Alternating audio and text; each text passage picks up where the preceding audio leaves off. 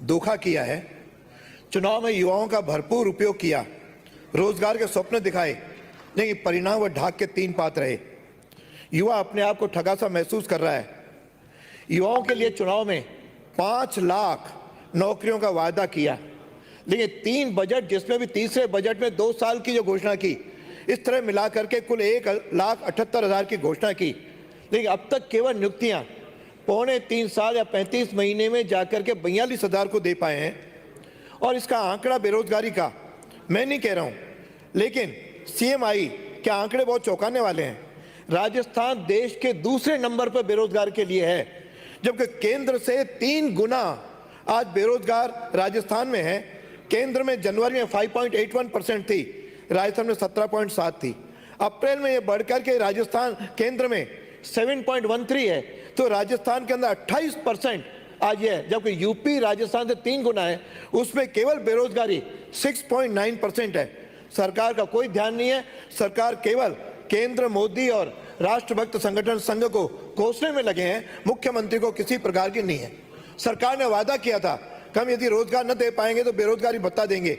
घोषणा पत्र के पेज नंबर 15 बिंदु नंबर 10 में भत्ता देने का वादा 3,03,000 और 3,500 किया, लेकिन विभागीय पोर्टल पर 14,29,886 लोग रजिस्टर्ड हैं, जिसमें 12 लाख स्नातक हैं, और भत्ता केवल पहले वो 1.6 लाख को देते थे, अब 2 लाख को आपने देने की घोषणा की।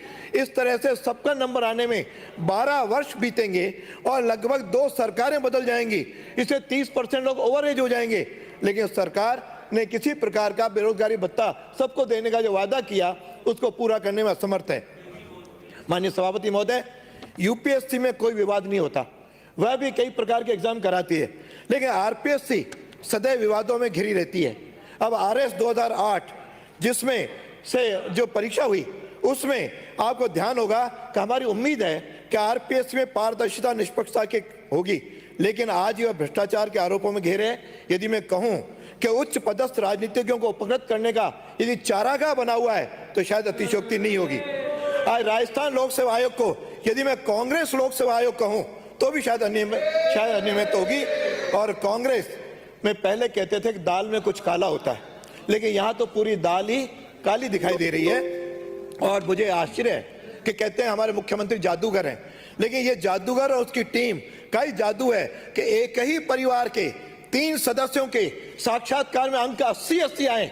ये आज तक इतिहास में नहीं हुआ कि किसी के हो, यानी पुत्रवधु का भाई, पुत्रवधु की बहन, तीनों में लिखित परीक्षा में तो 45% अंक, और यहाँ पे 80% अंक, और OBC का गलत सर्टिफिकेट दे करके जिस प्रकार की प्रक्रिया की है, मुझे लगता है ये पूरा कांग्रेस लोकसभा आयोग बना दिया गया है। इंटरव्यू की प्रक्रिया पूरी तरह सवालों में है। यहां तक के सीकर के अंदर एक कलाम कोचिंग सेंटर है, उसके एक ब्रांच जयपुर में भी है। क्या कारण है कि अलग अलग परीक्षाओं का ठेका वहां पे देख करके केवल 70 अभ्यर्थी एक ही उससे सेंटर से सेलेक्ट हुए हैं। शेखावटी में आज बेरोजगार RPSC में चयन के लिए नाथी के बाड़े की तलाश में हैं। कहाँ है नाथी का बाड़ा जहां जाकर के बेरोजगार RPSC के लोग जाएं। और 87 परीक्षा के केंद्र थे, 7 केंद्रों में ही 200 में से 77 चयनित हुए। इस प्रकार मेरा आपसे केवल 1 मिनट केवल लूंगा कि उत्तर पुस्तिकाएं 1 वर्ष तक तो बिना जांचे रखी। जब 14 फरवरी को जांची गई, तो वह भी कहां जांची? बृहस्पति भवन, विक्रमादित्य भवन में, जहां के VC RP सिंह एक रेड हैंडेड, एक रिश्वत के लेते हुए भ्रष्टाचार में रंगे हाथों पकड़े गए। और ये वही VC हैं जिनके जोधपुर में 32 लोगों का उन्होंने नियुक्ति करवाई थी। ऐसे लोगों के यहाँ में आज कॉपियों की जांच भी संदेह के घेरे में। मॉडल आंसर की नहीं बनाए जाते हैं जो देश भर में बनाई जाती है। ऑन स्क्रीनिंग मार्किंग पद्धति में निश्चित रूप से कंप्यूटर में छेड़छाड़ होती है, उसकी इससे संभावना रहती है, उसकी कोई व्यवस्था नहीं। यहाँ तक DOP ने रूल 15 में हमेशा रूल के अंदर 15 गुना करते हैं, लेकिन इसमें 30 गुना दिए गए ताकि राजनीतिज्ञों के संबंध भी आ सकें।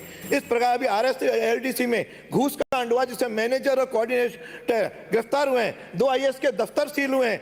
यानी इस प्रकार की जो आज स्थिति बनी है, पेपर आउट हो रहे हैं, लाइब्रेरियन की परीक्षा, पटवारी की परीक्षा, लैब टेक्नीशियन की परीक्षा, रेडियोग्राफर की परीक्षा। ये एक आखिर में एक बिंदु और कहूंगा कि सरकार ने घोषणा की थी कि परीक्षा शुल्क हम लौटाएंगे।